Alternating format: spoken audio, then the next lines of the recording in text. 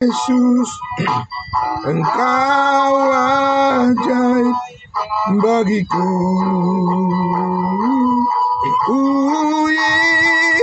Yesus, oh Yesus, Kau segalanya bagiku.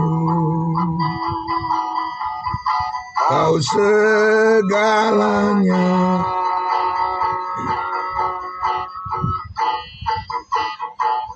bagiku.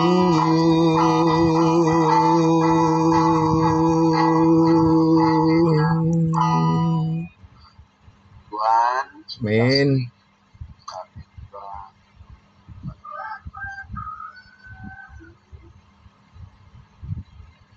Ya, puji Tuhan.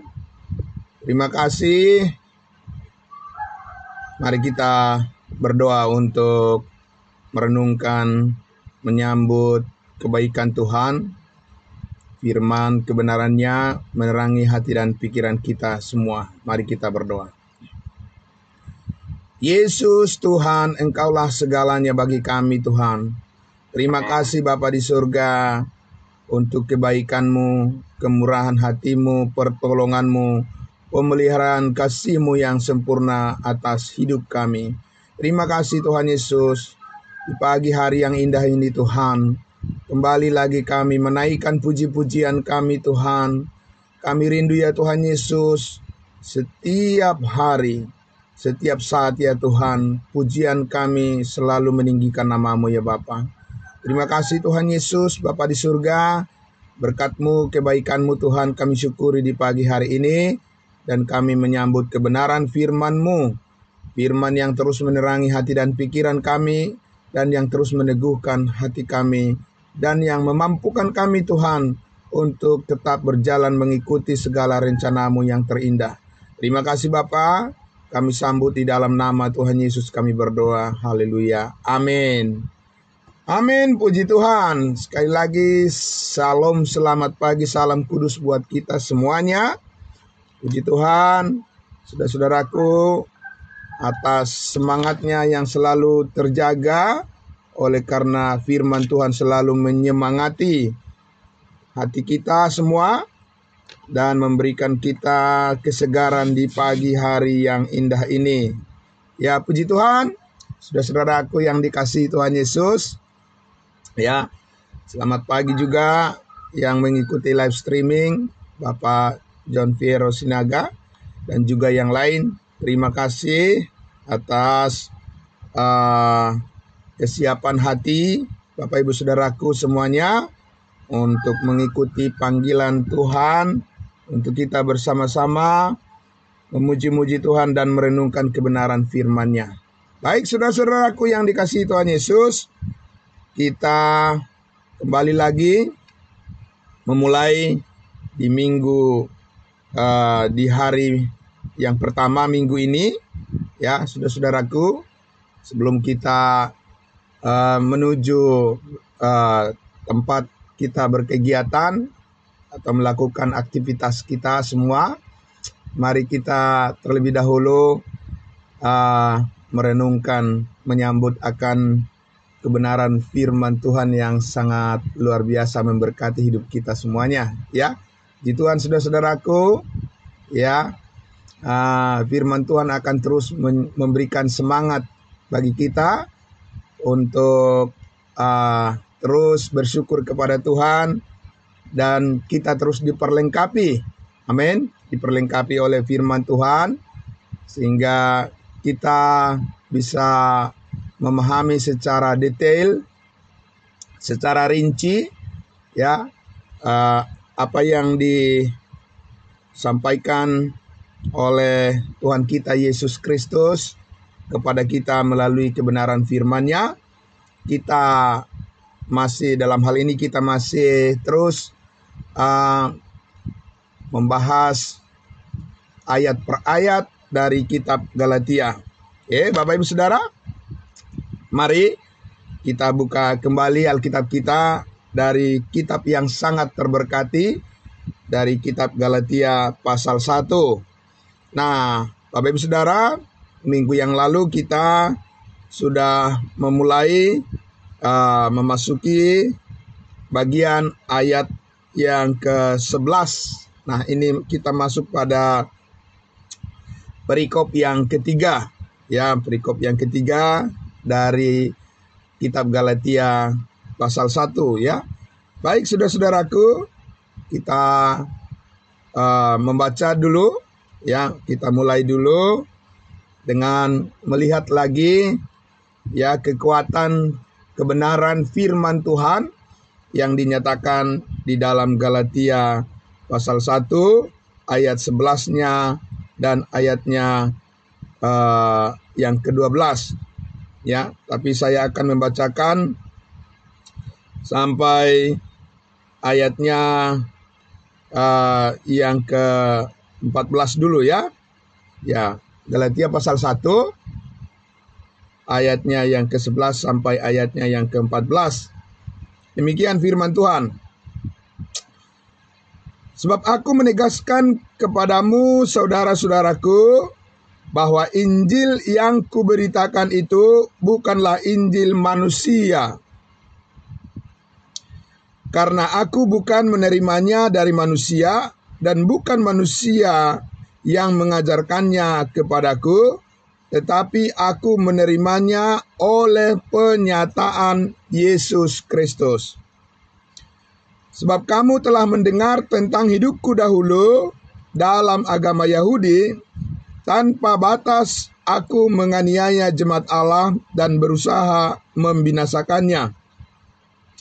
Dan di dalam agama Yahudi aku jauh lebih maju dari banyak teman yang sebaya dengan aku di antara bangsaku sebagai orang yang sangat rajin memelihara adat istiadat nenek moyangku.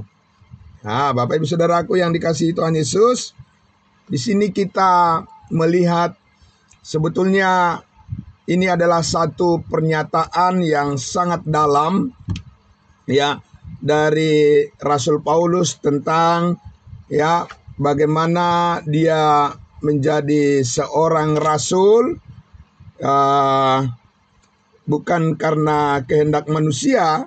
Dia katakan dan dia tegaskan itu di ayat 1, ya, dikatakan dari Paulus seorang rasul bukan karena manusia, juga bukan oleh seorang manusia, melainkan oleh Yesus Kristus dan Allah Bapa yang telah membangkitkan dia dari antara orang mati. Bapak Ibu Saudaraku yang dikasihi Tuhan Yesus, ini sangat menarik kita cermati, ya.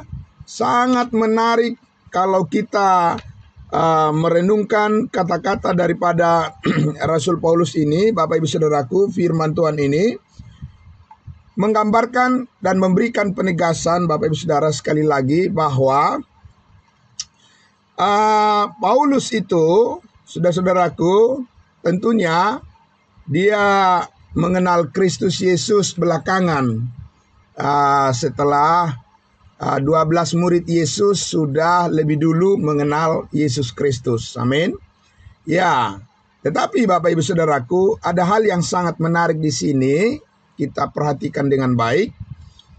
Oleh karena keunikan, ya, kekhususan dan keistimewaan daripada kerasulan Paulus ini, saudaraku, dia mengulang-ulang perkataannya bahwa dia menjadi rasul bukan karena manusia.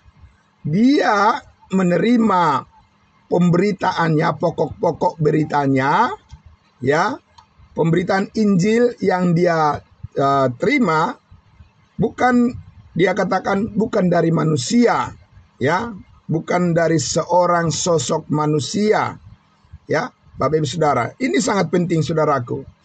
Karena apa? Karena Petrus, Yohanes, Yakobus tidak bisa mengatakan bahwa dia menerima firman Tuhan bukan dari manusia.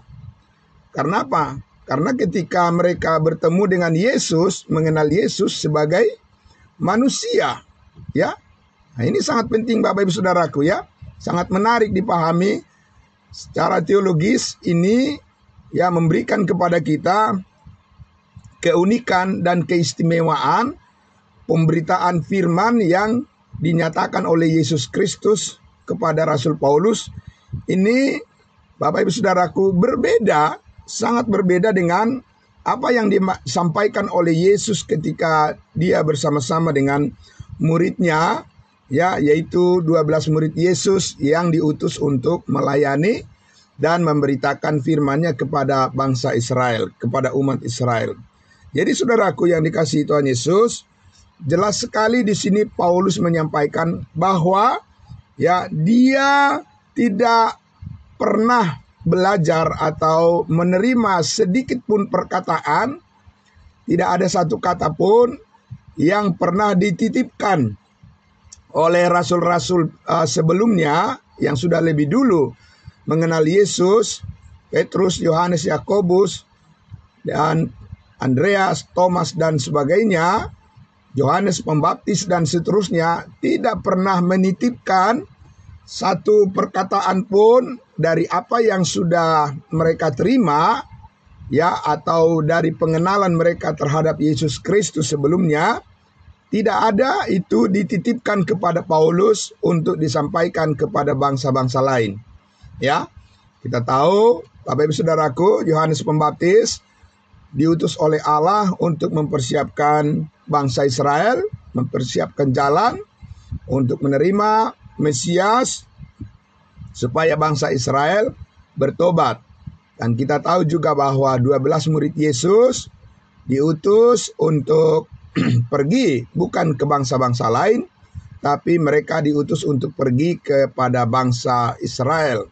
Ya, Bapak Ibu Saudaraku yang dikasihi Tuhan Yesus, jadi karena kita lihat bahwa sekali lagi sangat penting dipahami bahwa memang panggilan ya dan misi panggilan pelayanan yang Tuhan percayakan kepada 12 murid Yesus itu berbeda, berlainan dengan panggilan pelayanan yang dipercayakan oleh Tuhan kepada Rasul Paulus. Ya, berbeda, Bapak, bukan bertentangan, ya. Harap dipahami dengan baik. Bukan bertentangan, tapi berbeda. Amin. Ya, tangan kanan dengan tangan kiri sama atau tidak? Sama, sama-sama anggota tubuh. Amin. Tapi itu berbeda, tangan kanan dengan tangan kiri, Bapak Ibu Saudaraku. Ya, tidak ada orang mengatakan sama saja tangan kanan dengan tangan kiri. Tidak, ya sama dalam konteks apa? Ya. Nah, Bapak Ibu Saudaraku, berbeda dalam konteks apa? Jadi dalam konteks panggilan pelayanan ya yang Tuhan percayakan untuk membawa berita Injil, kabar baik, antara 12 murid Yesus, ya Petrus, itu berbeda dengan panggilan pelayanan yang dipercayakan Tuhan kepada Rasul Paulus. Sebab 12 murid Yesus adalah terpanggil untuk menyampaikan berita pertobatan ya kepada bangsa Israel, ya, sedangkan kepada Rasul Paulus adalah berita iman, berita kebenaran karena iman, ya, untuk disampaikan kepada bangsa-bangsa lain, kepada kita. Itu makanya Bapak Ibu Saudaraku di kitab Galatia ini, kalau kita lihat ya, Paulus itu, Bapak Ibu Saudaraku, sangat menekankan ya di dalam pemberitaannya tentang kekhususan, keistimewaan daripada ya berita kabar baik tentang Yesus Kristus. Dua-duanya tentang Yesus Kristus. Yesusnya bukan berlainan, Yesusnya bukan berbeda, Yesusnya satu, Tuhannya satu, Yesus Kristus. Tetapi isi pemberitaan firman yang dipercayakan untuk disampaikan ya sesuai dengan pengutusan daripada Allah kepada masing-masing hamba-hambanya, ya, itu berbeda, ya, saudara-saudaraku. Kenapa ini penting dipahami perbedaan ini? Karena justru karena pencampur adukan berita, ya, yang dipercayakan Tuhan, firman Tuhan yang dipercayakan kepada hamba-hambanya pencampur adukan antara program Allah kepada bangsa Israel dan program Allah kepada bangsa-bangsa lain. Disitulah maka kelihatan terjadinya kekacauan, ya, dan kebingungan banyak orang, Bapak Ibu Saudaraku, di dalam pemberitaan firman yang disampaikan. Ambil contoh misalnya Bapak Ibu Saudaraku, ya. Ya, Petrus itu menyampaikan bangsa Israel itu, orang-orang Israel itu, supaya mereka diampuni dosa-dosanya. Mereka harus apa? Harus bertobat, harus mengaku dosa mereka, ya, supaya mereka diampuni. Begitu dikatakan di dalam Kisah Para Rasul 2. Tapi Paulus, Bapak Ibu Saudaraku, kepada kita bangsa lain, ya, Paulus tidak pernah mengatakan bahwa karena perbuatan, karena pengakuan, karena usaha, ya, karena sesuatu yang kita lakukanlah maka kita diampuni oleh Tuhan. Tidak.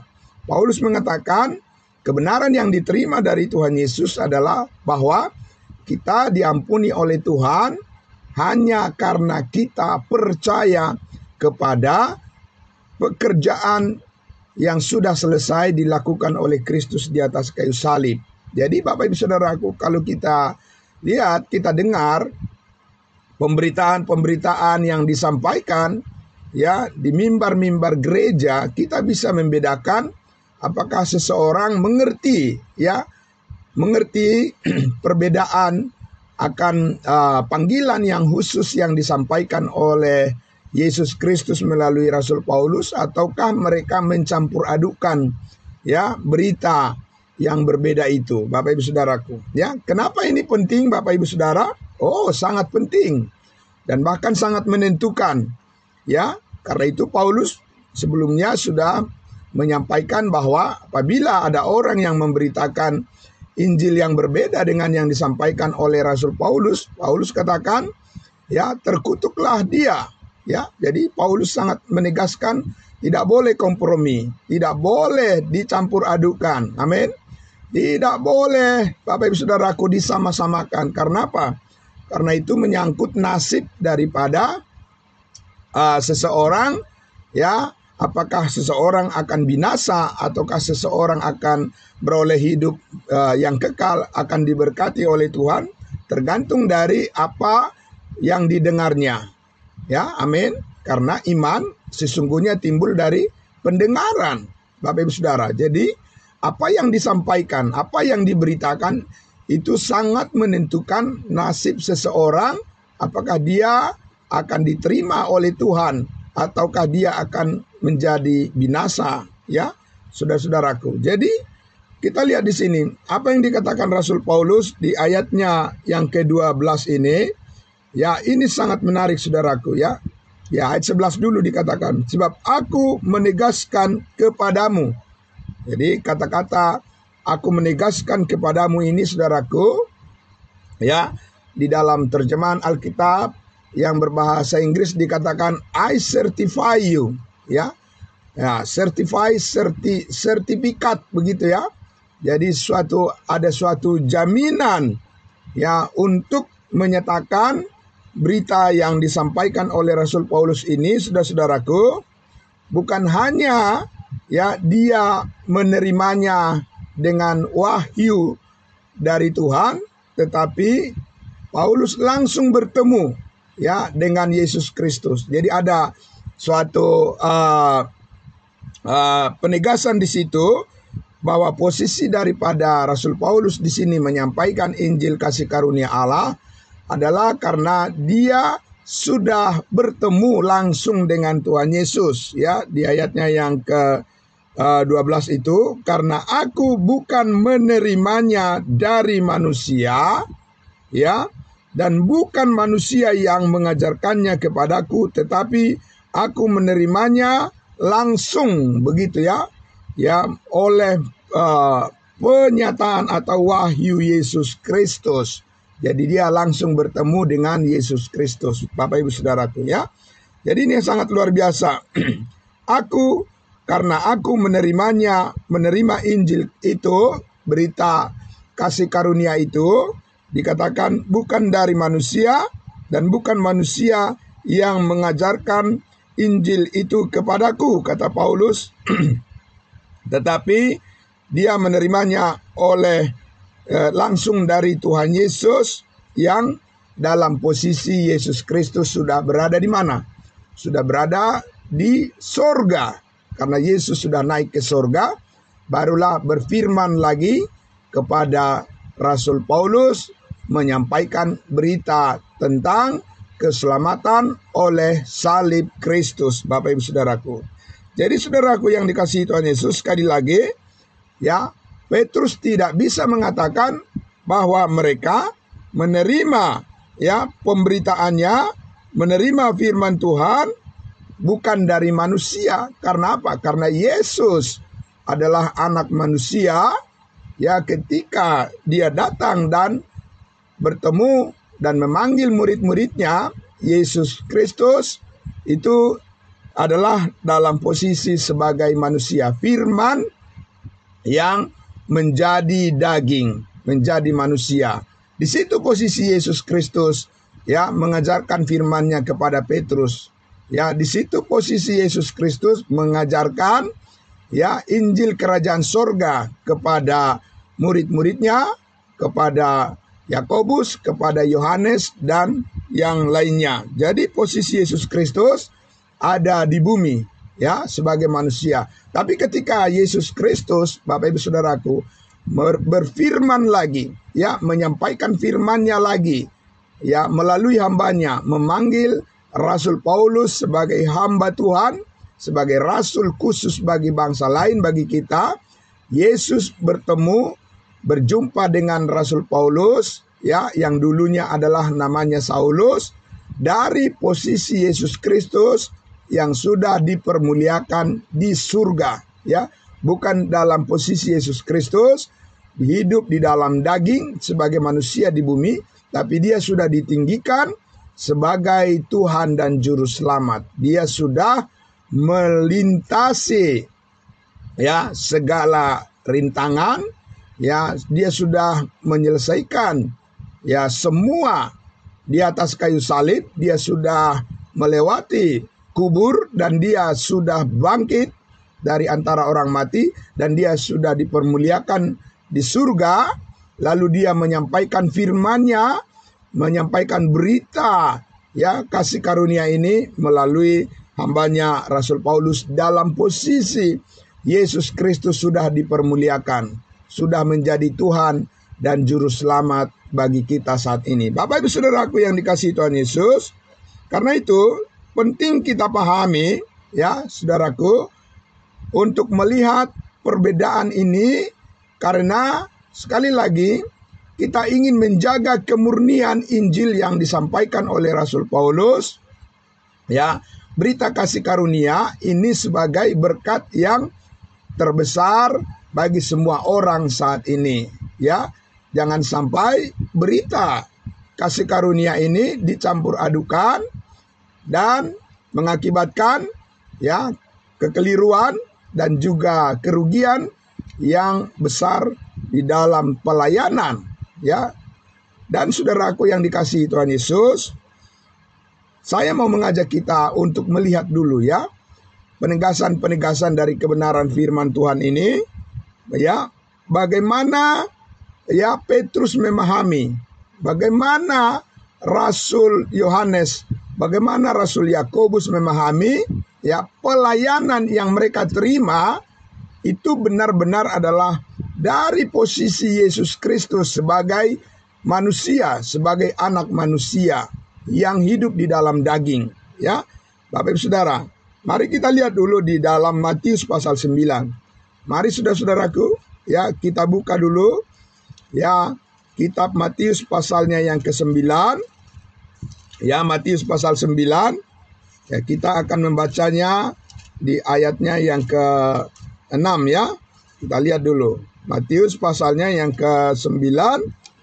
Kita akan membaca Matius pasal 9. Ya. Kita akan membaca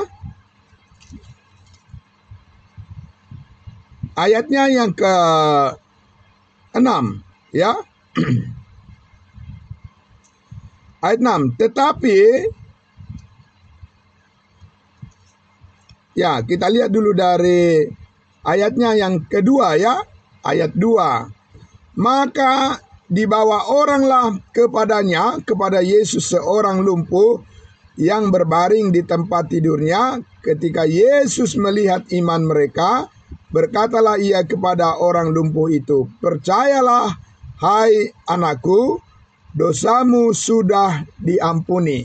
Jadi lihat Bapak Ibu Saudaraku, dalam posisi di mana Yesus Kristus belum disalibkan, ya, darahnya belum tercurah di Bukit Kalvari, Yesus sudah menyatakan bahwa dia sanggup mengampuni dosa orang lumpuh ini. Nah, di ayatnya yang ketiga, maka berkatalah beberapa orang ahli Taurat dalam hatinya, ia menghujat Allah. Tetapi Yesus mengetahui pikiran mereka, lalu berkata, mengapa kamu memikirkan hal-hal yang jahat di dalam hatimu? Manakah lebih mudah mengatakan dosamu sudah diampuni, atau mengatakan bangunlah dan berjalanlah? Ayat 6. Kita perhatikan. Tetapi supaya kamu tahu bahwa di dunia ini Anak Manusia berkuasa mengampuni dosa. Nah, ini saudaraku ya. Jadi Yesus menyatakan dirinya ketika dia yang menyampaikan kuasa pengampunan dosa kepada bangsa Israel, kepada orang Israel. Yesus memposisikan dirinya sebagai anak manusia, dikatakan ya saudaraku. Jadi ketika murid-murid Yesus Kristus, Petrus, Yohanes, Yakobus ya bersama-sama dengan Yesus, mereka memahami Yesus Kristus sebagai anak manusia ya. Dan Bapak Ibu Saudara, itu adalah hal yang dibenarkan, dan itu adalah hal yang sungguh-sungguh benar di hadapan Allah, karena Yesus Kristus harus diimani ya Bapak Ibu Saudara pada saat itu sebagai anak manusia yang diutus oleh Allah untuk menyelamatkan umatnya Israel.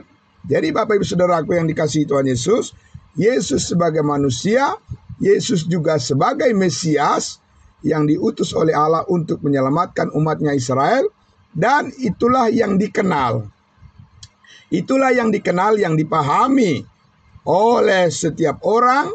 Dan pada saat Yesus Kristus ada di bumi ini, itu adalah kehendak Allah sebagai ya pengenalan, jalan pengenalan akan Yesus Kristus, jalan pengenalan akan kebenaran, harus mempercayai Yesus Kristus sebagai anak manusia. Ya, Bapak Ibu Saudaraku. Nah, saudaraku yang dikasihi Tuhan Yesus, karena itulah ketika murid-muridnya diutus oleh Yesus Kristus untuk memberitakan ya Injil Kerajaan Sorga, dalam pengenalan mereka akan Yesus Kristus sebagai anak manusia, Yesus mengutus mereka bukan ke bangsa-bangsa lain, tapi mengutus mereka kepada bangsa Israel.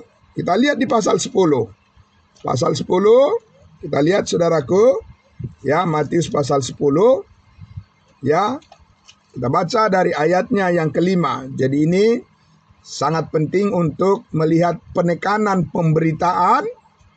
Itu adalah merupakan bagian yang sangat penting untuk kita pahami dengan baik, supaya kita mengerti bagaimana posisi kita saat ini di dalam pelayanan kita yang dipercayakan oleh Tuhan kepada kita di dalam Kristus Yesus ya.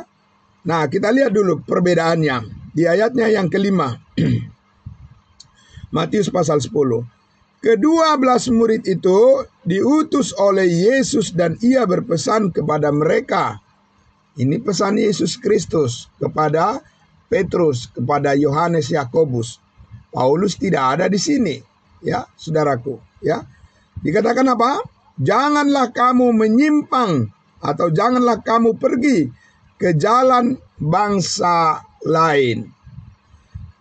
atau masuk ke dalam kota orang Samaria, melainkan pergilah kepada domba-domba yang hilang dari umat Israel. Jelas Bapak Ibu Saudaraku? Jelas sekali. Jadi pengenalan mereka, ya, pengertian daripada Petrus, Yakobus, Yohanes dalam pengenalan mereka akan Yesus Kristus sebagai manusia, anak manusia, mereka diutus untuk memberitakan itu, ya. Karakter daripada pemberitaan mereka adalah mereka, ya, diutus untuk pergi kepada domba-domba yang hilang dari umat Israel. Dan kita bukan Israel, kita adalah bangsa lain, ya. Karena itu Yesus jelas membedakan itu, Bapak Ibu Saudara. Lain bangsa Israel, lain bangsa lain. Amin. Ya. Yesus sendiri yang membedakannya, Allah sendiri yang membedakannya. Dan karena itu beritanya pun dibedakan oleh Allah kepada bangsa Israel dan juga kepada bangsa lain. Itu yang mau kita lihat. Kenapa Paulus itu begitu, Bapak Ibu Saudara, begitu tegas menyatakan bahwa tidak sama pemberitaan firman yang dia sampaikan dan disampaikan 12 muridnya, ya, murid Yesus Kristus. Kita lihat di ayatnya yang ke-7. Pergilah dan beritakanlah kerajaan sorga sudah dekat. Ya, amin. Kenapa kerajaan sorga sudah dekat? Karena Yesus Kristus ada di tengah-tengah mereka. Rajanya ada di tengah-tengah mereka. Bapak Ibu Saudaraku, ya. Sebagai anak manusia, sebagai Mesias, ada Yesus Kristus di tengah-tengah mereka yang dijanjikan oleh Allah untuk menjadi raja orang Yahudi, ya. Jadi itu yang harus mereka percayai. Nah, saudara-saudaraku, karena itu kita lihat di ayatnya yang ke-23, ya. Jadi ini yang disadari oleh mereka, saudara-saudaraku, tentang pengenalan akan Yesus Kristus. Ayat 23. Apabila mereka menganiaya kamu dalam kota yang satu, larilah ke kota yang lain.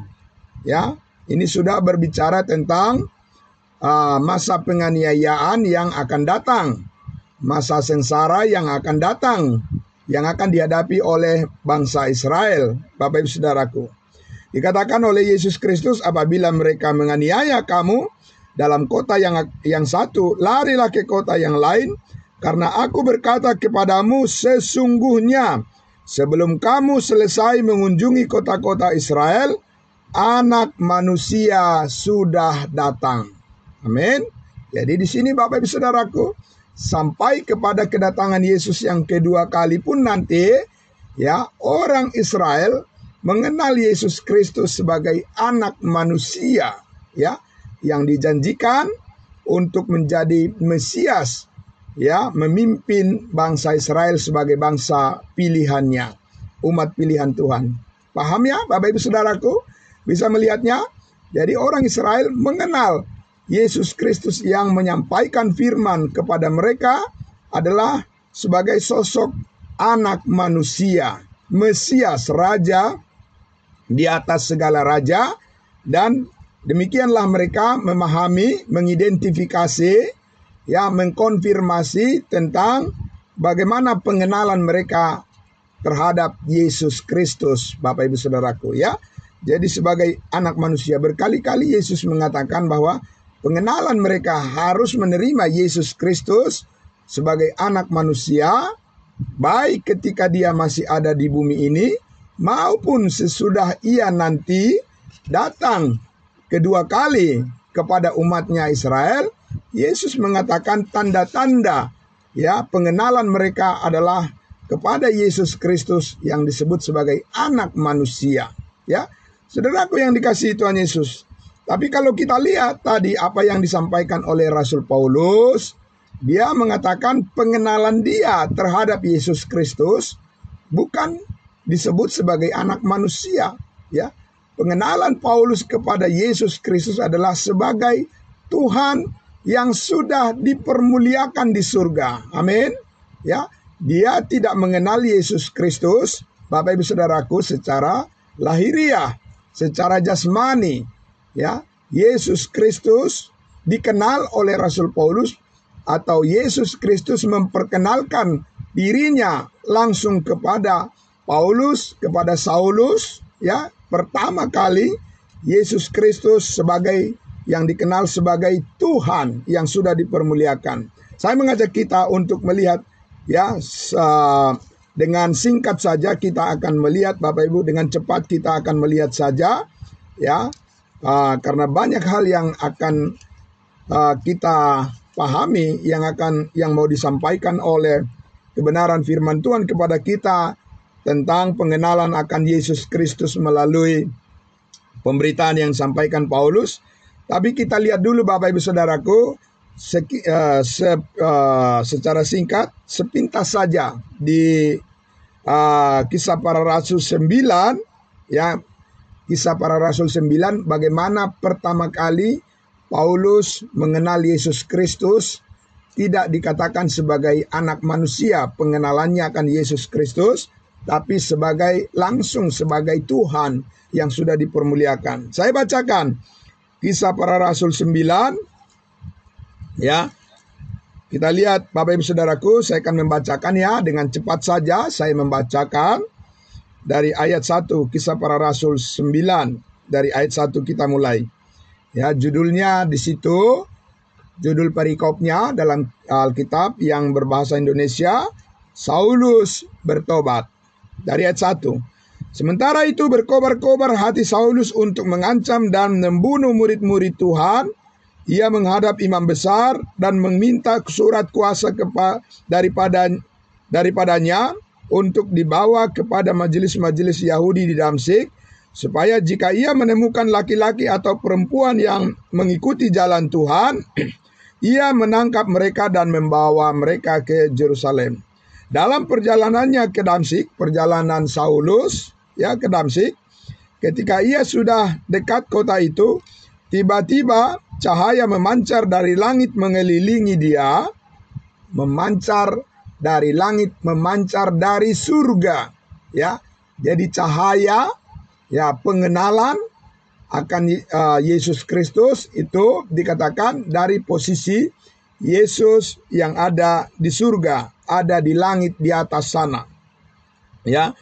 Dan dikatakan ayat 4, ia rebah, Saulus rebah ke tanah, dan kedengaranlah olehnya suatu suara yang berkata kepadanya, ya, Saulus, Saulus, mengapa engkau menganiaya aku? Kita lihat jawab Saulus. Apa jawabnya? Ayat 5, jawab Saulus, siapakah engkau Tuhan? Amin. Nah, ini Bapak Ibu Saudaraku, ya. Jadi jelas sekali dikatakan di situ, katanya, akulah Yesus yang kau aniaya itu, ya. Jadi Bapak Ibu Saudaraku, di awal pertama kali, ya, Paulus mengenal Yesus Kristus, Saulus mengenal Yesus Kristus, dikatakan di situ, siapakah engkau Tuhan? Ya. Jadi saudaraku yang dikasihi Tuhan Yesus, kita lihat bahwa Saulus ini tidak mengenal Yesus Kristus ketika pertama kali dia berjumpa dengan Yesus, bukan dalam posisi Yesus sebagai manusia lagi, tetapi dia sudah sebagai Yesus Kristus dalam posisi sebagai Tuhan yang sudah dipermuliakan di surga. Jadi dari sekarang, dari awal ini Bapak Ibu Saudaraku, ya, kita Bapak Ibu Saudara memperhatikan dengan baik ketika terus nanti kita belajar tentang firman kasih karunia Tuhan dari kitab Galatia, saudara-saudaraku dan saya, kita semuanya akan melihat keunikan daripada pemberitaan Rasul Paulus itu sebagai berita yang disampaikan dari Tuhan Yesus dalam posisi di surga, itu akan menyinari, ya, pemahaman kita selanjutnya. Amin. Itu akan memberikan terang kepada pemahaman kita selanjutnya terhadap setiap bagian-bagian firman yang disampaikan oleh Yesus melalui Rasul Paulus adalah firman yang diterangi dari posisi kemuliaan Yesus Kristus di surga. Karena kewargaan kita adalah di dalam surga. Itu yang Paulus katakan, Bapak Ibu Saudaraku. Nah, karena itu ya untuk saya mengajak kita sedikit lagi, satu lagi bagian yang akan meneguhkan lagi pemahaman kita tentang hal ini, ya, kebenaran ini. Saya mengajak kita melihat di dalam 2 Korintus, ya, 2 Korintus pasal 5. Nah, ini sangat penting untuk mengokohkan, meneguhkan pengertian kita tentang pengenalan Yesus Kristus saat ini yang maha penting,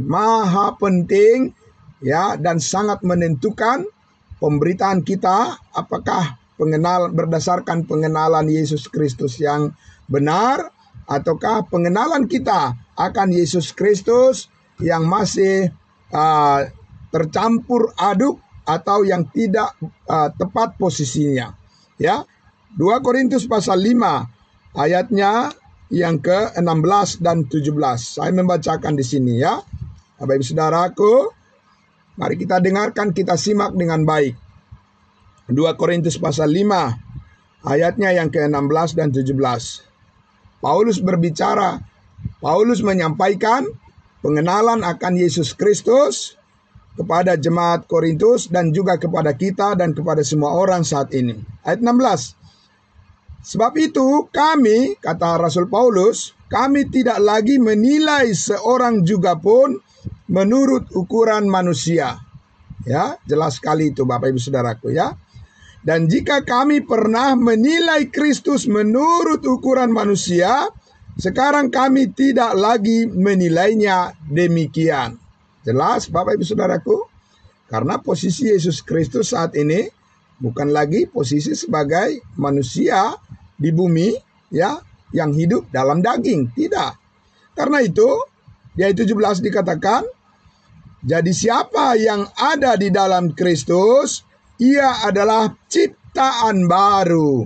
Yang lama sudah berlalu, sesungguhnya yang baru sudah datang. Jadi sekarang Bapak Ibu Saudaraku, ini adalah rahasia yang sangat besar, ya, yang Tuhan bukakan kepada Rasul Paulus. Bagaimana mengenal Yesus Kristus saat ini secara utuh, ya? Bagaimana mengenal Yesus Kristus saat ini secara sempurna? Bapak Ibu Saudaraku yang dikasihi Tuhan Yesus, adalah mengenal Yesus Kristus di dalam kehidupan yang disebut dengan ciptaan baru, ya, Bapak Ibu Saudaraku, bahwa pengenalan kita akan Yesus Kristus saat ini adalah di dalam pengenalan, ya, akan ciptaan baru, di mana saudara-saudaraku ciptaan baru ini adalah umat Tuhan, ya, adalah umat Tuhan yang menerima penebusan dari pekerjaan yang sudah selesai yang dilakukan oleh Yesus Kristus melalui salibnya, pengampunan segala dosa, ya, dan penebusan segala dosa, penebusan kita dari segala dosa. Dan di mana kita, saudara-saudaraku, adalah orang-orang yang dipermuliakan, ya, bersama-sama dengan Kristus dalam posisi Yesus Kristus yang surgawi. Berbeda dengan orang Israel, Bapak Ibu Saudaraku, mereka mengenal Yesus Kristus sebagai Mesias, sebagai anak manusia yang turun ke bumi ini. Amin.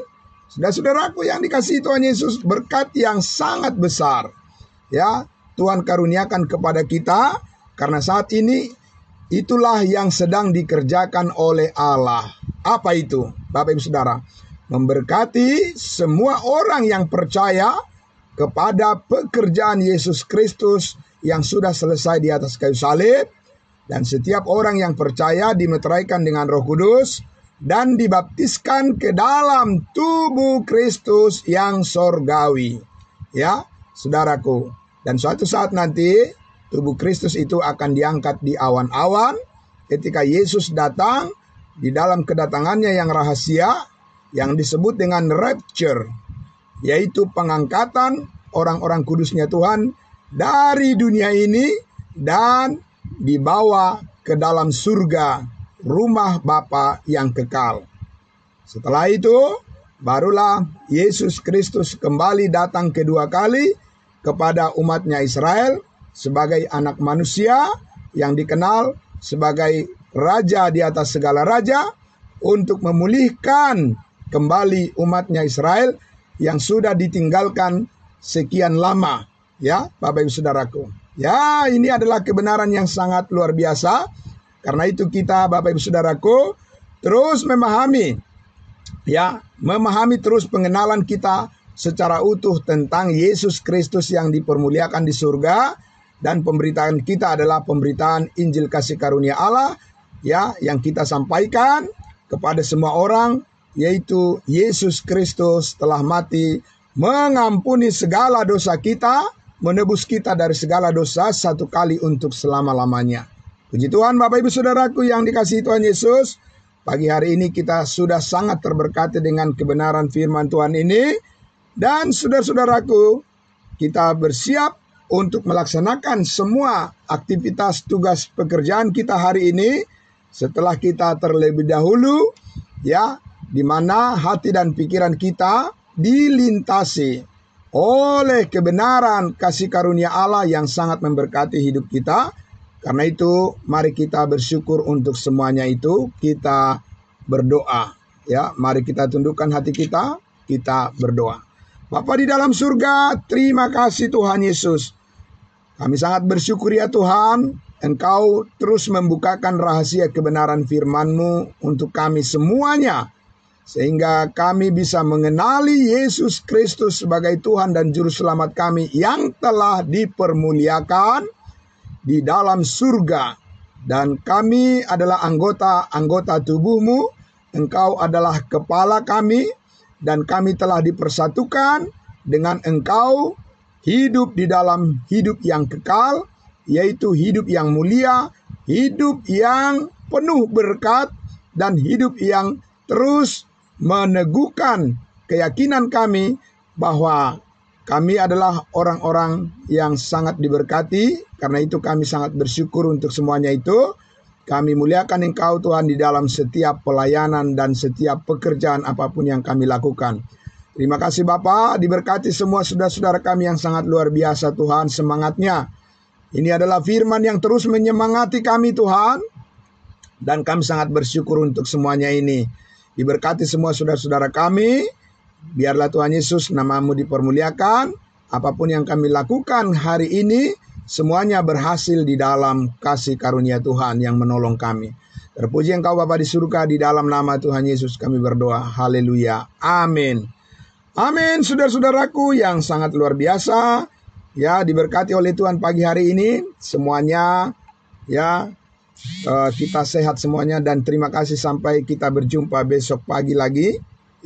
Dan saya kembalikan dulu kepada hambanya Bapak Pendeta Pardosi untuk melanjutkan acara kita. Terima kasih, Tuhan memberkati. Shalom, salam kudus buat kita semuanya. Amin, amin.